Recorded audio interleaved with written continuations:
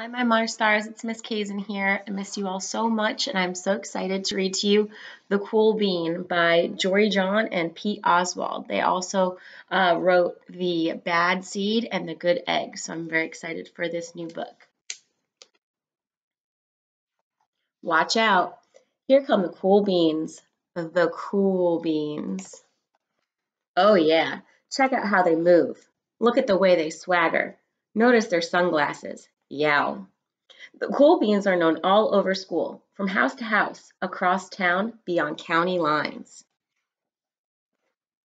In the olden days, last year, we were all in one big pot of beans. We were a mixed bag, but somehow it worked. Yep, those were the good old days. And then we stopped seeing each other as much.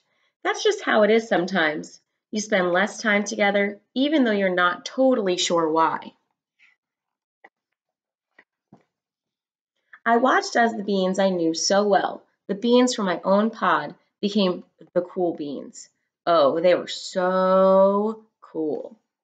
One of them could play the guitar. Cool. One of them could draw the best superheroes. Cool. One of them can jump higher than any bean I'd ever known. Cool. Me? Well, I mostly stayed the same. Sure, I made some small changes. I wore sunglasses. Too big. I slicked my hair back. Too slick. I strutted around. Ow. I swaggered. Oof. I was still picked last for everything. My clothes never seemed to fit. I snorted when I laughed. Honk. I walked into stuff. Whump.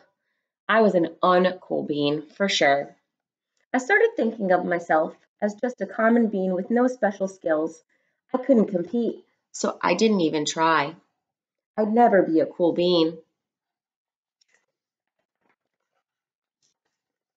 It seemed like there were two types of beans in the world.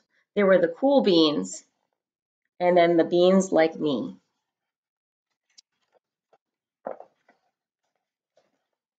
The days all blended together. I lived my life, and things were just okay. I took tests and ate lunches and mostly kept to myself. The cool beans continued to be cool. I mean, sure, I missed them a bit, but it's not like I was going to say anything. I felt like all that coolness had gotten in the way of our friendship. And that's how it went, until one day. I was in the cafeteria and I dropped my lunch on my loafers. Oh no, not again. But then something sort of miraculous happened. Out of nowhere, one of the cool beans helped me clean it up. He didn't even say anything. He just gave me a nod. That was it. Later, I was out on the playground. I tripped and scraped my knee and maybe cried a little bit, and everybody saw it. Another one of the cool beans came to my side, and without a word, he dusted me off. That afternoon, I was sitting in class. I wasn't really paying attention. I didn't notice, but our teacher had called on me. Everybody stared. I sat there in silence. Nobody said anything. And then, everybody just laughed at me. That was it. After today, I was officially a has-been. Has-been. But then, one of the cool beans stood up and came over to me. Everybody watched. She leaned in close and whispered, "Hey, the teacher asked you to read from page 32. Then she gave me a quick wink and went back to her seat. It was a small gesture, sure, but it was also everything. I walked home with a goofy grin on my face. I smiled all the way through dinner. That day made all the difference. It was a day that could have been really bad, if not for the kindness of a few cool beans. It gave me a shred of confidence. That shred of confidence has continued to grow. Somebody had my back, or a few somebodies.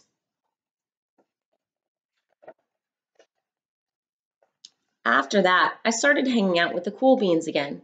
How have you been? Get it? Have you been? Not all the time, but sometimes. At lunch, after school, even on the weekends. Throughout all of this, I realized it's not about how you look or any of that other silly stuff. It's about a wink or a nod or a smile at just the right moment. It's about dusting somebody off, helping them up again, and pointing them in the right direction. You need a hand? Yes, please.